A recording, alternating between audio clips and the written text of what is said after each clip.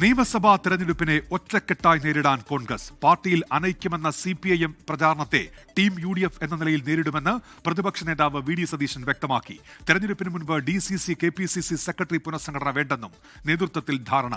സ്ഥാനാർത്ഥി നിർണയം സംബന്ധിച്ച പ്രാഥമിക ചർച്ചകൾക്കായി സ്ക്രീനിംഗ് കമ്മിറ്റി ഈ മാസം 12-ന് യോഗം ചേരും.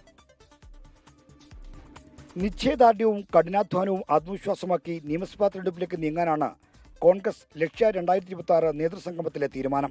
UDF വെറുമൊരു മുന്നണിയല്ല, അധികാരം പിടിക്കാൻ പോകുന്ന മുന്നണിയാണെന്നാണ് പ്രതിപക്ഷ നേതാവ് VD സതീശന്റെ പ്രഖ്യാപനം. ഇടത് നയങ്ങൾക്ക് ബദലായി പുതിയ നയങ്ങൾ ആവിഷ്കരിക്കും. പ്രായോഗികമില്ലാത്ത ഒരു വാഗ്ദാനവും ജനങ്ങൾക്ക് മുന്നിൽ അവതരിപ്പിക്കേണ്ടതില്ലെന്നും തീരുമാനിച്ചിട്ടുണ്ട്.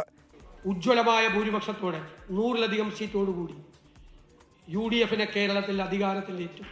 തദ്ദേശ തെരഞ്ഞെടുപ്പിലെ വിജയത്തിന്റെ അടിസ്ഥാനത്തിലാണ് നിയമസഭാ തെരഞ്ഞെടുപ്പ് വരെ പാർട്ടി പുനഃസംഘടന വേണ്ടെന്ന ധാരണയിലെത്തിയത്. പരിമിതികൾക്കിടയിലും മികച്ച വിജയം സമ്മാനിച്ച DC അധ്യക്ഷന്മാരെ മാറ്റിയാൽ തിരിച്ചടി ഉണ്ടാകുമെന്ന് നേതൃത്വം വിലയിരുത്തുന്നു.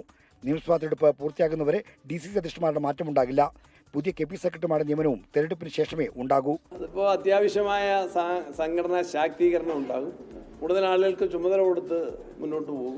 ഈ മാസം ആദ്യം തന്നെ സ്ഥാനാർത്ഥി പട്ടിക പ്രഖ്യാപിക്കാൻ ലക്ഷ്യമിട്ടുള്ള നടപടികളും കോൺഗ്രസിൽ ആരംഭിച്ചിട്ടുണ്ട്. സ്ക്രീനിംഗ് കമ്മിറ്റി അധ്യക്ഷൻ മൗസൂന മിസ്രി ഈ മാസം 13-14 തീയതികളിൽ കേരളത്തിലെത്തും.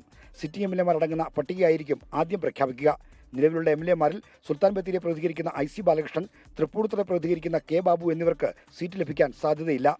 പീഡന പരാതിയിൽപ്പെട്ട പെരുമ്പാവൂർ MLA എൽദോസ് കുന്നപ്പള്ളിക്ക് വീണ്ടും സീറ്റ് നൽകുന്ന കാര്യത്തിൽ തീരുമാനം വൈകാൻ സാധ്യതയുണ്ട്. പെരുമ്പാവൂർ കോതമംഗലം സീറ്റുകൾ വെച്ചുമാറുന്നത് കോൺഗ്രസ് നേതൃത്വം പരിഗണിക്കുന്നതാണ് വൈകാൻ കാരണം. സുൽത്താൻ ബത്തേരിയിൽ നിന്ന് അഭിലാഷ് പള്ളിക്കരയ്ക്കൊപ്പം R. ശ്രീജിത്ത്, 24.